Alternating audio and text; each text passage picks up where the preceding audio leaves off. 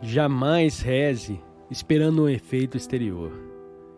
Se você rezar dessa forma, você vai se perder do verdadeiro propósito da oração. Entre os devotos é um erro comum procurar impressionar os demais, dando mostras da devoção para com Deus. Em vez disso, eles deveriam se empenhar em impressionar o Senhor. Eis o perigo de se rezar em voz alta, a não ser que se pratique isso com vistas a aumentar o fervor da devoção que uma pessoa sente. Independentemente de quão maravilhosa seja a compreensão espiritual, ela perde intensidade quando se manifesta exteriormente. Sua ânsia por Deus deveria ser expressa sobretudo no silêncio interior. Louva ao Senhor. Sempre que ouço essa expressão, penso em Deus como uma senhora rica e mimada. Ele não quer o seu louvor, ele quer o seu amor. Deveria alguém agradecer a Deus pelas suas dádivas? Perguntou um estudante. Agradeça a ele, de preferência, pelo amor que nos dedica, respondeu o mestre.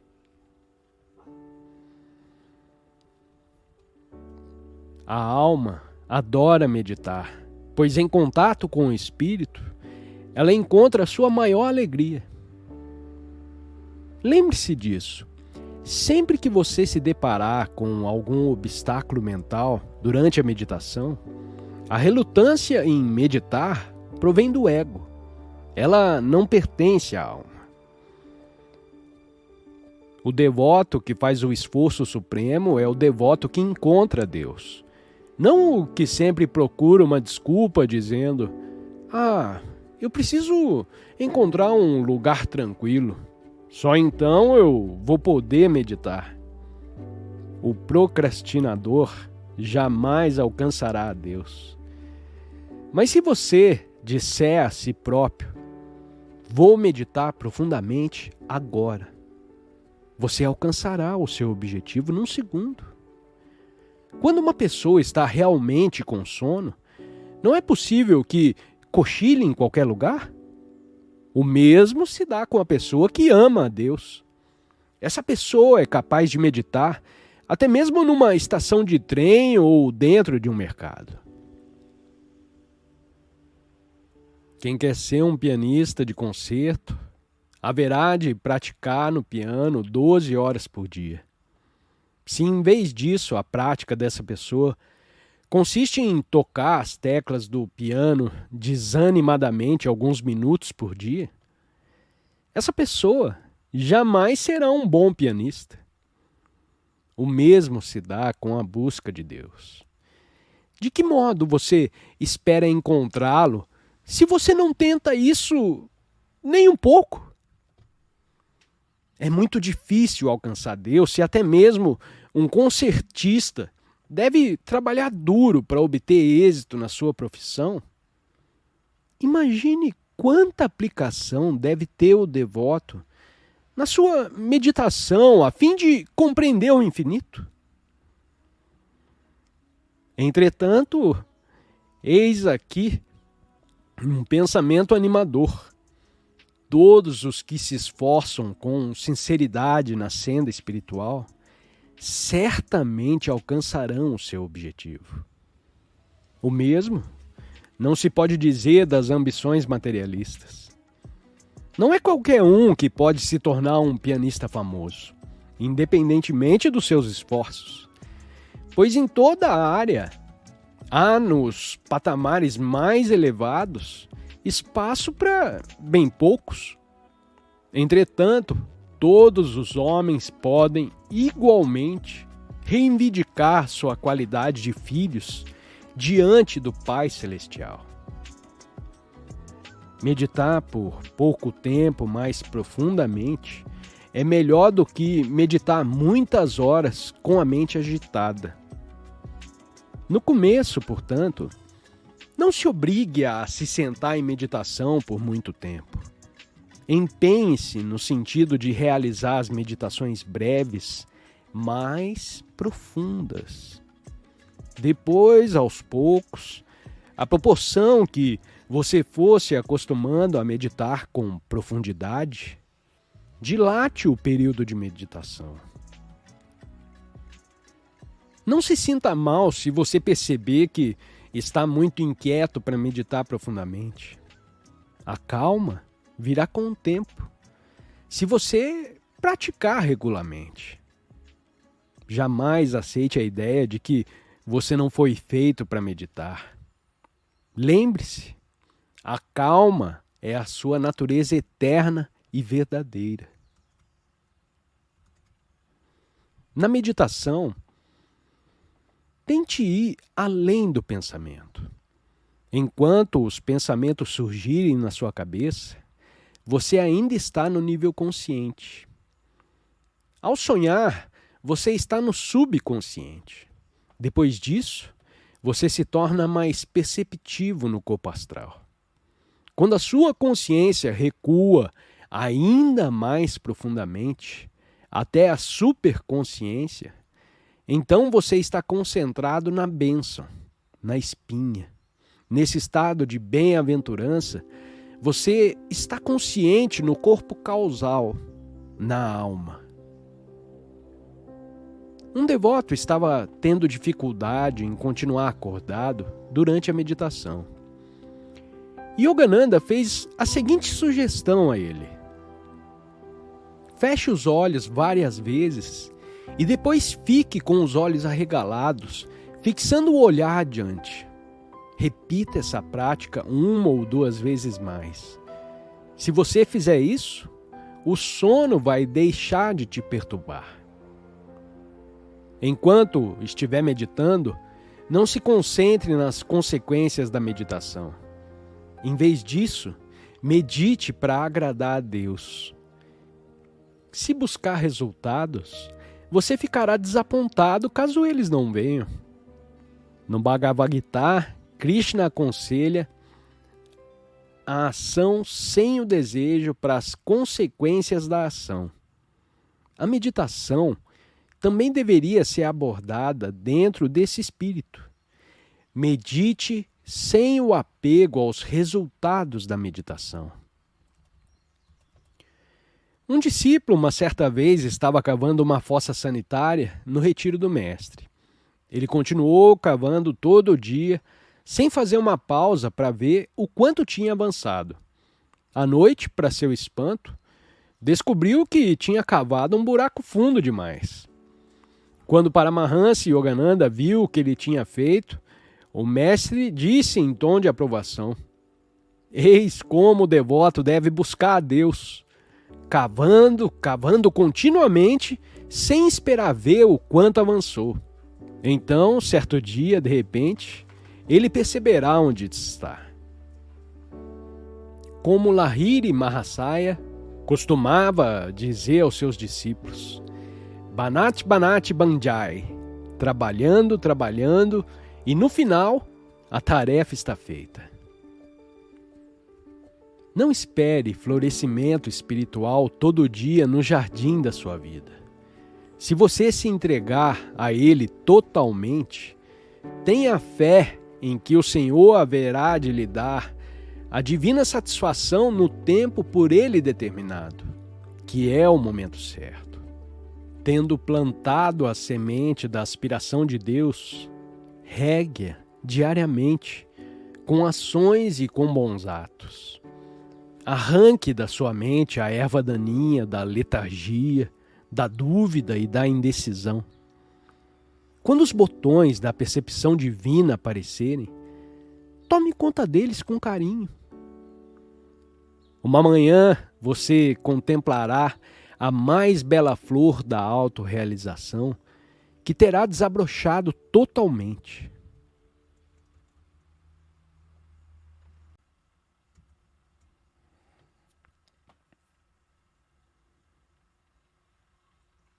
Por que não consigo ter as visões que o senhor tem, mestre? Perguntou uma discípula desapontada consigo própria. É a perturbação do karma passado, que cria ondas ocultas de inquietação no fundo do seu subconsciente. Quando o karma for melhorado, sua visão interior haverá de se aclarar. Onde o movimento acaba, Deus começa. Um discípulo estava tendo dificuldades para meditar, e ele perguntou a Sri Yogananda: será que não estou tentando o suficiente? E o mestre respondeu: você está se empenhando demais. Está usando muita energia, e isso o deixa nervoso. Fique descontraído e haja com naturalidade. Enquanto tentar meditar, você não será capaz de fazer isso. Da mesma forma que você não consegue dormir enquanto você quer dormir. A força de vontade deverá ser usada aos poucos. De outro modo, ela pode se tornar prejudicial. Eis por que é melhor, no começo, dar ênfase ao relaxamento. Não fique inquieto nem impaciente nos seus esforços de encontrar Deus. Seja dedicado, mas não ansioso sobre obter os resultados. Seja paciente. Avance rumo à sua meta divina, sempre calmamente e com tranquilidade. Medite cada vez mais profundamente, até que a calma e a alegria se tornem uma segunda natureza para você. Entrar em êxtase não é difícil. Pensar que isso é difícil é o que impede você de alcançar o seu objetivo. Jamais pense que a alegria está longe de você. Fazendo isso, ela estará sempre com você. Uma certa vez, Yogananda falou aos monges: decorem o meu poema Samadhi e repitam-no diariamente. Ele ajudará a despertar dentro de você aquela lembrança perdida do que vocês são na realidade. Filhos do infinito. Imagine a sua consciência se expandindo como uma luz azul, abrangendo todo o espaço. Imagine os astros e as galáxias brilhando, como luzes de uma cidade distante na infinitude do seu ser. Medite sobre a vastidão que há dentro de você. Você descobrirá nessa visualização um complemento importante para as técnicas de meditação. Esse complemento o ajudará a se lembrar da sua divina natureza interior. Ao sair de casa, tente sentir que todas as coisas ao seu redor fazem parte da sua própria percepção desenvolvida. Observe as folhas balançando nas árvores e tente captar o movimento delas. Imagine nesse movimento que Deus está expressando seus pensamentos e inspirações. Observe a grama dos prados à medida que ondula ao vento. Imagine a brisa como o hálito de Deus soprando sobre o mundo, inspirando todos os seres e lhes dando a vida. Ouça os pássaros cantando. Imagine que Deus, mediante o canto dos pássaros, está tentando chegar até você por meio dessa sensação de satisfação divina. Esteja consciente dos raios do sol na sua pele. Pense no calor que você sente, como se ele fosse a energia de Deus. Permita que ele encha o seu corpo com vitalidade e força. Imagine a energia divina dando força às criaturas em todos os cantos da terra por meio da luz solar. Mestre, disse um discípulo, tenho medo de ficar sem ar durante a meditação. O que posso fazer para vencer essa limitação? O que você tem diante de si é um obstáculo normal no seu caminho. Uma ideia enganosa é como se chama. Você está com medo de algo que, para sua alma, é perfeitamente natural. A profunda tranquilidade interior. Sua mente é como uma ave que esteve presa numa gaiola durante muitos anos. Ela tem medo da liberdade. No entanto, a liberdade é um direito inato. Quando alguém abre a porta para deixar a ave sair, ela pode dar alguns pulinhos, voar para fora a uma curta distância, mas de repente ela pensa: o mundo é grande demais. E assombrada, ela volta depressa para dentro da gaiola. Aos poucos, depois de repetidas investidas, a ave se acostuma a estar do lado de fora da gaiola. Finalmente, certo dia, ela abre as asas e voa para o céu livre. E por que livre? É muito simples. Porque ela finalmente aceitou a liberdade como seu estado natural. O mesmo se dá com um devoto no momento em que ele conhece a liberdade da alma. Mas lembre-se, assim como é natural para a ave voar para o céu, também é natural para a alma pairar na onipresença. Logo atrás da escuridão que há quando estamos com os olhos fechados, brilha a luz de Deus. Quando você contemplar essa luz em meditação, faça isso com zelo e devoção. Imagine que você está dentro dela. Esse ponto é onde Deus habita. Se por outro lado você não contempla nenhuma luz durante a meditação, concentre-se no ponto entre as sobrancelhas e olhe fixamente a escuridão que você vê quando está com os olhos fechados. Por meio da sua devoção, tente romper esse véu espesso. Com o tempo, você, de certo, contemplará a luz interior, pois ela está sempre lá, a reluzir na sua fronte. Assim como todos os seres humanos têm olhos, assim também todos têm esse olho espiritual na fronte. Ele aguarda apenas para ser descoberto na profunda concentração interior.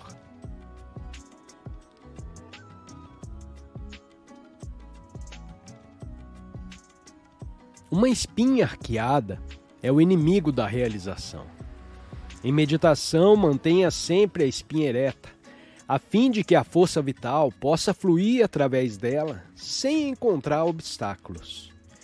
Em seguida, concentre sua atenção no centro de Cristo, entre as sobrancelhas.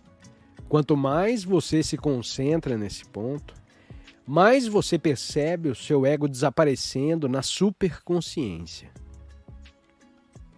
Se você quer ser um mestre na sua vida, disse Yogananda a um discípulo, então, juntamente com as suas outras práticas de meditação, se exercite no Hong Su, pelo menos 2 horas por dia.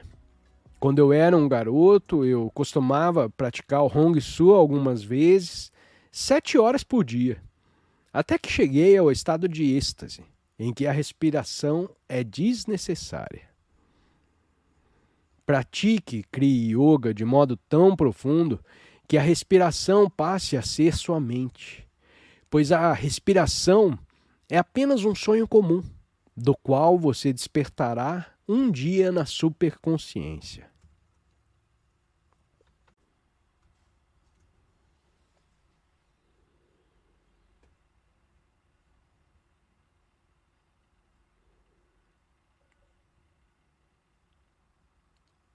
Se você comer a sua comida e depois sair correndo, você não será capaz de usufruir o que comeu.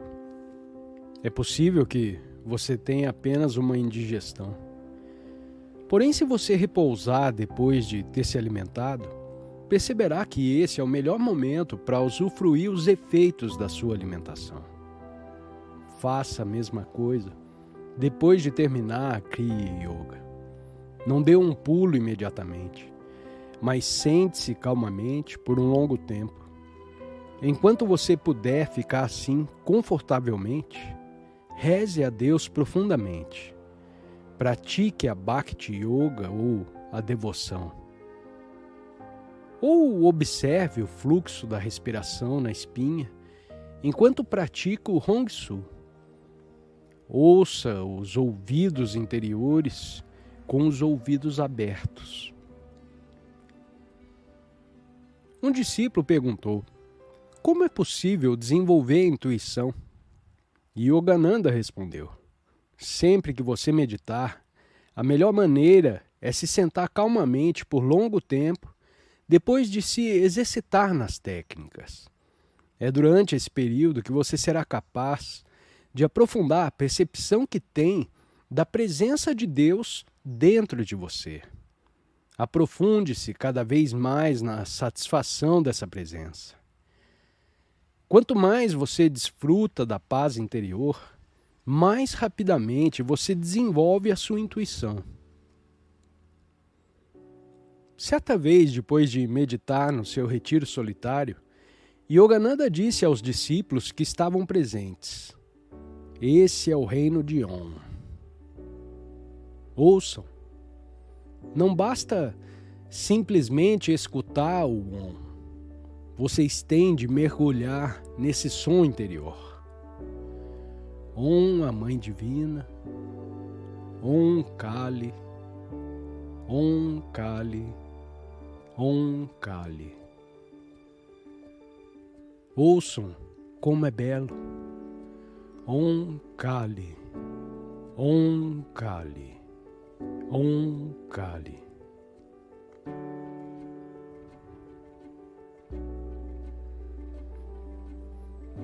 Viva nesse mundo como um convidado. O seu verdadeiro mundo não é aqui. A escritura da casa em que você vive talvez leve o seu nome, mas a quem ela pertenceu antes de você adquirir? E de quem ela será depois que você morrer? A casa é apenas uma hospedaria à sua beira de estrada, uma parada na longa estrada que leva até o seu lar em Deus. Portanto, pense em você mesmo como um convidado na terra.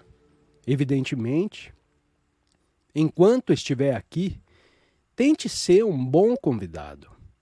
Comporte-se da melhor maneira possível. Seja responsável. Zele pelas coisas que Deus lhe deu. Entretanto, nem por um momento se esqueça de que essas coisas pertencem a Ele, não a você. Como as pessoas são tolas, dedicando o seu tempo a cuidar do corpo, a ganhar tesouros, a acumular mais bens. Quando a morte as arrebatar, elas não haverão de carregar coisa alguma. As pessoas dão desculpas constantemente. Eu não tenho tempo para meditar. Elas dizem, eu tenho que fazer os meus compromissos, eu tenho tantas coisas a fazer. Bem, quando Deus as chamar, elas terão de faltar aos seus compromissos. A morte é um compromisso que elas não podem cancelar. Por que perder tanto tempo com coisas efêmeras? Cegos, despertai! De algum lugar além dos pequenos prazeres da vida, Deus chama por você. Ele assim o faz, estando além da dor, que é uma irmã gêmea do prazer. Procure-me, ele diz. Descubra em mim a alegria eterna que você tem procurado tanto tempo nas ondas das coisas mundanas. Tudo que você esperou durante encarnações seguidas, você haverá de encontrar para sempre apenas em mim. Procure pensar sempre que você não pertence a ninguém e que ninguém pertence a você. Você está nesse mundo por pouco tempo e o real motivo de você estar aqui é muito diferente do que você imaginou. Sua família afirma que você pertence a ela, porém, se você morrer e renascer na casa do seu vizinho, será que a sua família vai te reconhecer? Seus conhecidos afirmam que você é amigo deles. Porém, se você deixar de os agradar por alguma forma, ainda que seja devido a algum equívoco corriqueiro, quantos deles continuarão leais a você? As pessoas dizem que amam os demais, mas de fato amam a si mesmas, pois amam uns outros na medida em que os outros agradam a elas mesmas. O verdadeiro amor é aquele que encontra a felicidade, ainda que ao preço de um grande sacrifício pessoal, na felicidade da pessoa amada. Quantas pessoas são capazes de amar dessa forma? Muito poucas. E dentre essas poucas, quantas encontram reciprocidade no seu amor? O número dessas pessoas é menor ainda. Apenas o nosso amor por Deus é sempre retribuído inteiramente. Na verdade, muito mais que retribuído. Pois Deus nos compreende quando todos nos interpretam mal. Deus nos ama quando os outros voltam as costas para nós. Deus se lembra de nós quando todos nos esquecem. Nós pertencemos a Deus e só a Ele por toda a eternidade. Uma boa norma para seguir na vida é ter consciência do outro. Entenda o que eu quero dizer com isso. Independentemente do que você contempla, tente ser consciente dessa outra realidade maior que está por trás do que você vê. Independentemente da pessoa a quem você fala, tenha consciência de que ela é uma outra pessoa que se comunica com você por meio de palavras e gestos. Independentemente do trabalho que você esteja fazendo, procure sentir essa presença do outro perto de você, observando, orientando e lhe dando apoio. Ao olhar nos olhos das outras pessoas, procure ver Deus ali, tocando você por meio da consciência dessas pessoas. Diante de qualquer situação na sua vida, procure observar o curso dos acontecimentos. Pergunte a si mesmo, o que Deus está tentando me ensinar com esta experiência? Independentemente do que aconteça, encare a vida sem ter apego a coisa nenhuma. Considere o exemplo das pessoas que vão assistir filmes no cinema. Quanto mais suspense houver no enredo, com mais probabilidade essas pessoas sairão do cinema dizendo: "Uau, que filmaço!" Se o enredo for de uma tragédia, essas pessoas talvez pensem: "Ah, fiquei satisfeito. Aprendi bastante com essa história."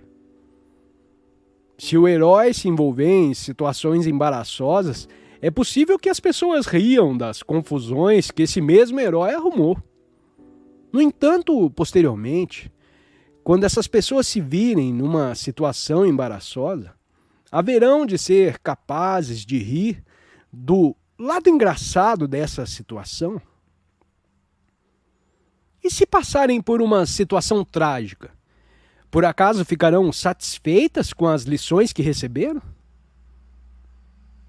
Certamente não. A maioria dessas pessoas. A filosofia de vida que lhe é peculiar pode ser entendida a partir da expressão popular: antes ele do que eu. Interiormente, mantenha-se ao largo de tudo que se passa na sua vida. Dessa forma, aos poucos, você haverá de se libertar da identificação com esse mundo de sonhos e haverá de se tornar consciente da sua unidade com aquele que sonha. Se quiser fugir do jugo do ego, aprenda a ser mais impessoal no que tange aos seus sentimentos.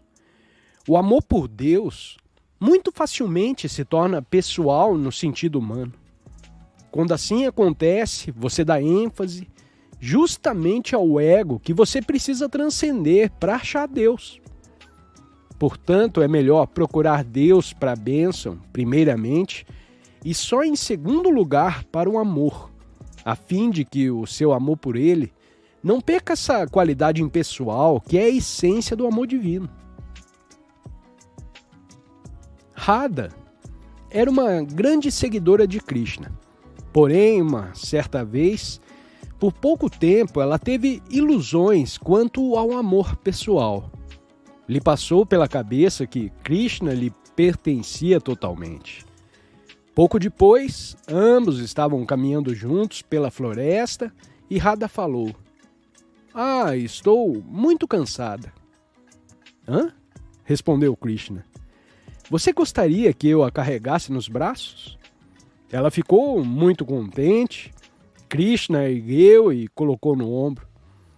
Logo a seguir, enquanto pensava em quão agradável era ser carregada por ele, ela percebeu que estava no chão. Krishna desaparecera no ar. Enquanto conservasse essa atitude de possessividade, ele não poderia mais existir para ela. Compreendendo imediatamente o erro que cometeu, Radha ajoelhou-se no chão e orou: "Senhor, suplico o seu perdão." Como se nada tivesse acontecido, Krishna reapareceu e juntos continuaram sua caminhada pela floresta.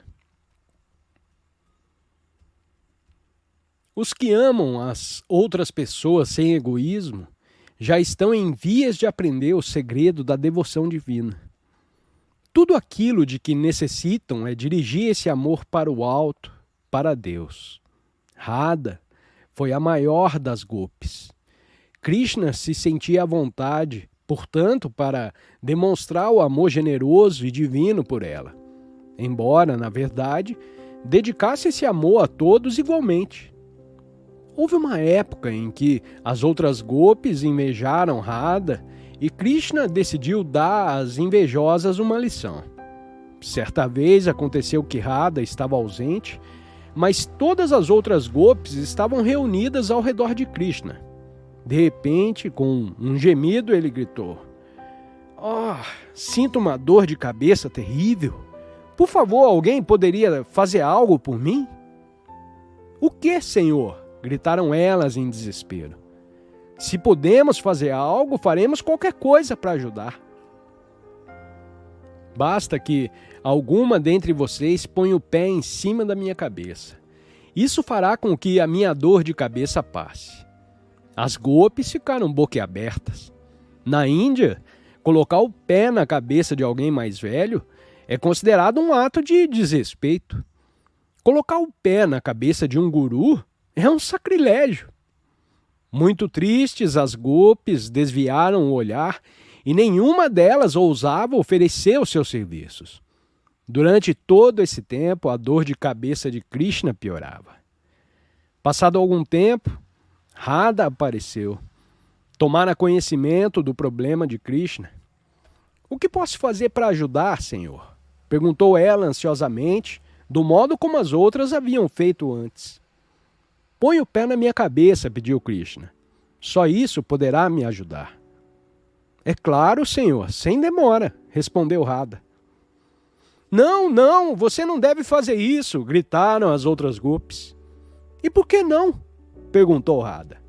"Se você fizer isso, você irá para o inferno." Então é isso que está aborrecendo vocês? Disse Radha em tom de zombaria. Se o fato de eu pressionar o meu pé à cabeça do Senhor haverá de proporcionar a ele momentos de alívio, irei para o inferno de bom grado por toda a eternidade.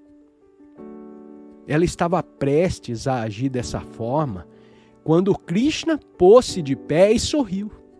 A dor de cabeça passara. Então as outras gopis entenderam. Elas haviam estado preocupadas com a própria segurança e não com o bem-estar de Krishna. Nesse momento, todas se curvaram diante do amor de Radha, superior por não ser egoísta.